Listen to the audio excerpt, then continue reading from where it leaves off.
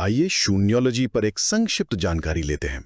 अच्छा, कभी आपने सोचा है कि अंक ज्योतिष में सूर्य से लेकर शनि तक हर ग्रह का एक नंबर होता है, पर जिस पृथ्वी पर हम सब रहते हैं उसका क्यों नहीं?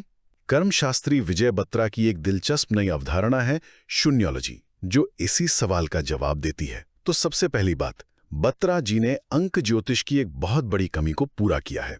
उनका तर्क ना बहुत सीधा सा है। हम अपना सारा कर्म, सब कुछ इसी पृथ्वी पर तो करते हैं, है ना? तो फिर इसका अपना एक वाइब्रेशनल नंबर क्यों नहीं होना चाहिए? और बस उन्होंने वही नंबर दिया है, 0 यानी शून्य। ठीक है, मान लिया पृथ्वी का नंबर 0 है, पर शून्य ही क्यों? कोई और नंबर क्यों नहीं? तो दूसरी बात यही है कि इसके पीछे का मतलब बहुत गहरा है। देखिए, जैसे शून्य में सारे अंकों की ताकत छिपी होती है ना, ठीक वैसे ही पृथ्वी में सारे जीवन की, सारे कर्म की क्षमता है।